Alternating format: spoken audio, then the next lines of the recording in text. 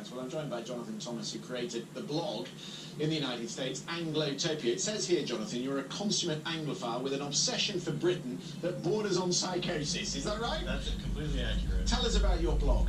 It's been around since 2007, and we focus on British travel, history, and culture. And it's never been more popular. And a royal wedding is manna from heaven. Absolutely. We have to cover events like this. They bring record traffic, and people just love finding out all they can about the royal wedding.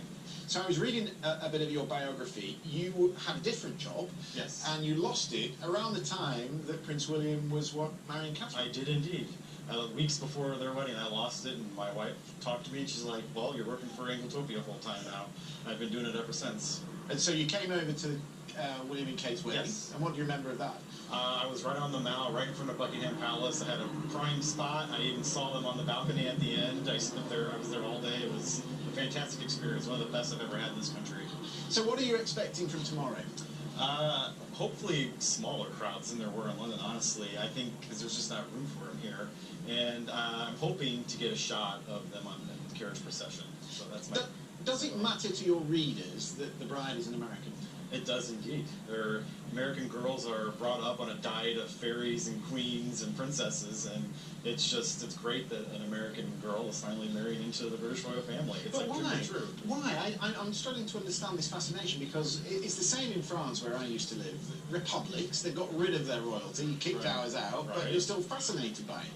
Well, a lot of Americans still have British heritage, and with the popularity of Ancestry DNA kits, a lot of Americans are finding out how British they are, and it's just a way to connect with that heritage. And it's a sensible thing in an insensible world, is what I like to say.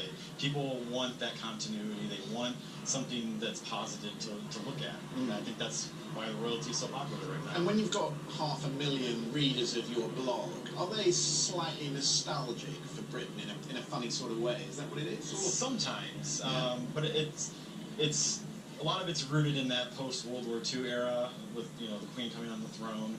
But I think now with William and Harry, it's starting to change. People are starting to appreciate modern Britain that it is, and an appreciation for that sort of golden history that you guys have. And I'm sure you've seen, as you walked around the town, the fascination that the American media has in this event. I mean, the money they have spent on some of the venues and how they've set up. I mean, they brought their morning shows over here. There is real fascination. You can't swing a cat without hitting an American member of the media, me included.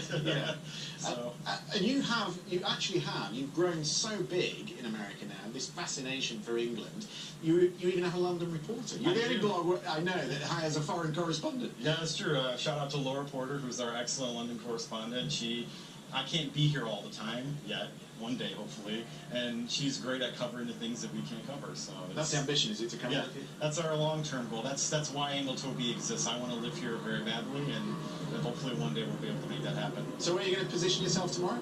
Well, in the morning I'm going to be in the Castle Hotel with the Foreign Press Association. They've rented a ballroom, and that's going to be the cushy spot for the morning, and then probably right after the ceremony I'm going to run out and try and get somewhere to see the procession. Well, enjoy it. Thank you very much for joining us. Thank you so much for having me. Best of luck with the blog. Thank you. Jonathan Thomas there. So we are told that the weather will be exactly the same tomorrow, so it will be the open carriage, which is great for all these people who are alongside the long walk tonight, and they will see the Prince and, of course, Meghan Markle around 1 o'clock, just after 1 o'clock tomorrow. It'll be